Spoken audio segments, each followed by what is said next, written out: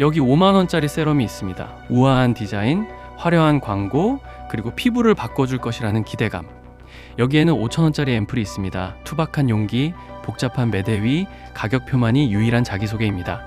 우리는 이 둘을 전혀 다른 세상의 제품이라 믿어 의심치 않았습니다.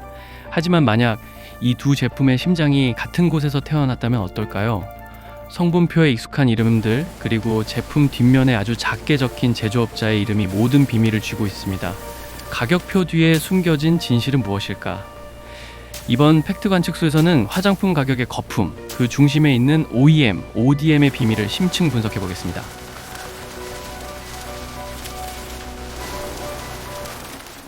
(1997년) 아스코 이븐 프라자라는 이름으로 시작된 균일가 생활용품점.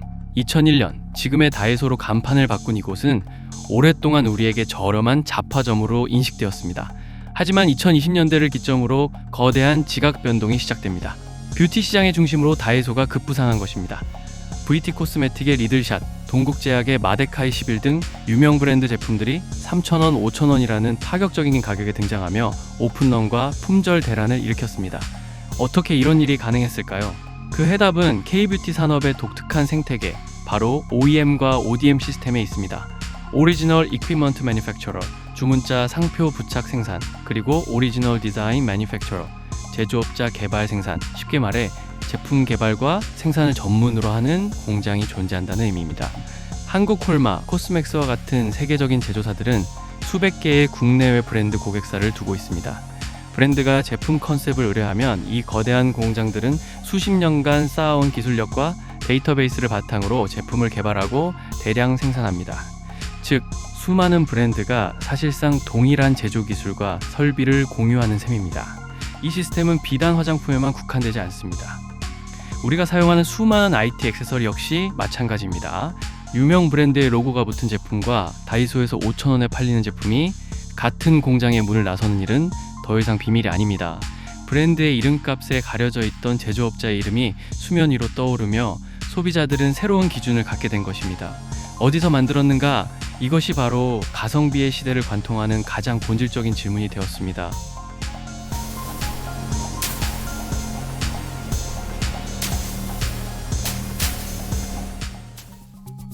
이제 본격적으로 가격표 뒤편을 들여다보겠습니다. 다이소에서 3,000원에 판매되는 토니모리의 서브 브랜드 본셉의 레티놀 크림, 그리고 백화점에서 8만원대에 팔리는 A사의 레티놀 크림. 두 제품의 전성분표를 비교해보면 놀라운 사실을 발견하게 됩니다. 노화 방지 핵심 성분인 레티놀과 식물성 대체제 바쿠치올, 피부 장벽을 강화하는 세라마이드 MP와 진정 효과의 병풀 추출물까지 주요 유효 성분이 상당 부분 겹칩니다. 더 결정적인 증거는 제조업자입니다. 두 제품 모두 한국 콜마에서 생산됐습니다. 유명 브랜드 더샘의 베스트셀러 컨실러는 다이소에서 드롭비라는 이름으로 팔리며 성분과 사용감이 거의 동일하다는 후기가 쏟아지고, 색조 강자 클리오는 트윙클팝이라는 다이소 전용 브랜드를 론칭해 사실상 기술력을 그대로 이식했습니다. 그렇다면 이 엄청난 가격 차이는 대체 어디서 오는 걸까요? 화장품의 가격 구조를 분석해보면 그 답이 보입니다. 통상적으로 5만원짜리 제품에서 순수 원료비와 제조비가 차지하는 비중은 15% 내외에 불과합니다. 여기에 연구개발비와 용기, 포장 비용을 더해도 원가는 판매가의 30에서 40%를 넘기 힘듭니다. 나머지 60% 이상은 바로 보이지 않는 비용들입니다. 그중 가장 큰 비중을 차지하는 것은 단연 마케팅, 즉 광고비입니다. 톱스타 모델을 기용하고 TV와 소셜미디어에 막대한 광고를 집행하는 비용은 고스란히 소비자의 몫으로 전가됩니다. 다이소는 이 비용을 제로로 수렴시켰습니다. 별도의 광고 없이 오직 입소문과 절대적인 가격 경쟁력으로 승부합니다. 또 다른 거품은 용기와 포장입니다. 묵직한 유리용기, 고급스러운 인쇄가 들어간 단상자는 제품의 가치를 높여주는 듯 보이지만 사실 내용물과는 아무런 상관이 없는 비용입니다. 다이소는 플라스틱 튜브나 가벼운 용기를 사용해 이 비용마저 최소화했습니다. 물론 브랜드 측은 반박합니다. 같은 공장에서 만들어도 독자적인 원료 수급, 미세한 성분 배합의 차이, 그리고 수년간 축적된 R&D 데이터는 명백히 다르다고 말입니다. 틀린 말은 아닙니다. 고가의 제품에는 안정성을 높인 특허 성분이나 독자적인 전달 기술이 적용되기도 합니다. 하지만 전문가들은 핵심 유효 성분이 주는 효능의 역치, 즉 소비자가 피부로 체감할 수 있는 효과의 차이는 가격 차이만큼 크지 않다고 지적합니다. 결국 우리는 수만 원의 추가 비용을 내며 제품의 효능이 아닌 브랜드가 들려주는 이야기와 화려한 이미지를 구매하고 있었던 것은 아닐까요? 특히 K뷰티는 세계 최고 수준의 생산 인프라 덕분에 100ml 크림 한 통을 불과 $2 내외로 생산할 수 있는 효율성을 갖췄습니다. 이 효율성이 극단적인 가성비와 만났을 때 다이소라는 괴물이 탄생한 것입니다. 소비자는 이제 브랜드의 명성이 아닌 제조업자의 기술력을 보고 지갑을 열기 시작했습니다.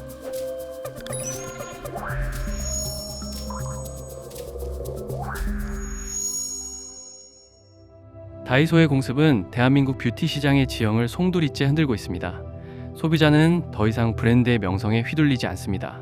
스마트폰을 꺼내 성분을 분석하고 제조사를 확인하며 수많은 후기를 교차 검증합니다. 가격이 아닌 가치를 소비하는 스마트 컨슈머의 시대가 열린 것입니다. 이러한 변화에 가장 먼저 균열이 생긴 곳은 기존의 유통 채널입니다.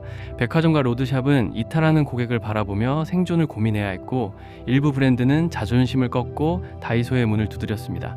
대한민국 최고의 메이크업 아티스트 정샘물마저 다이소 전용 브랜드를 론칭한 것은 이 변화가 얼마나 거대한 흐름인지를 상징적으로 보여줍니다.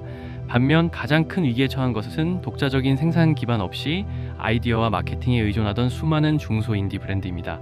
거대 제조사의 기술력을 등에 업은 다이소의 가성비 공세와 막강한 자본력으로 버티는 하이엔드 브랜드 사이에서 설 자리를 잃어가고 있습니다.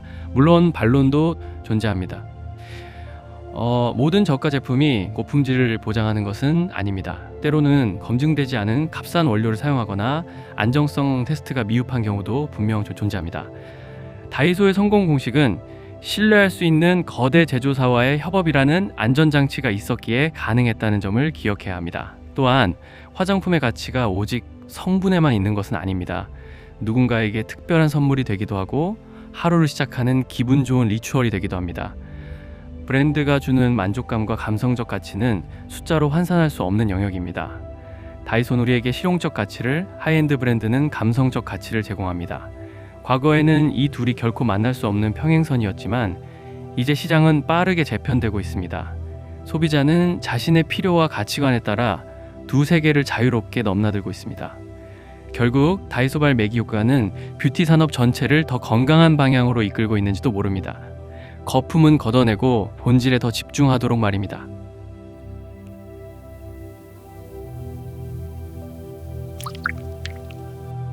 $5,000원과 $50,000. 우리는 이 숫자들 사이에서 오랫동안 길을 잃어왔습니다. 하지만 이제 소비자들은 브랜드가 만든 화려한 신화가 아니라 기술력이 만든 제품의 본질을 보기 시작했습니다. 다이소의 역습은 단순히 싼 제품의 승리가 아닙니다. 이는 가격표 뒤에 숨어있던 복잡한 비용 구조와 유통의 비밀이 투명하게 드러나는 정보의 승리입니다. 우리는 무엇을 위해 기꺼이 돈을 지불하는가? 브랜드의 역사와 철학인가? 화려한 모델과 포장인가? 아니면 내 피부에 닿는 순수한 성분과 기술력인가? 이 질문에 대한 답은 각자의 몫으로 남았습니다. 분명한 것은 이제 선택의 기준이 완전히 바뀌었다는 사실입니다. 당신의 화장대 위. 가장 중요한 자리를 차지할 제품은 어떤 이름을 가지고 있습니까? 오늘 팩트 관측소의 영상은 여기까지입니다.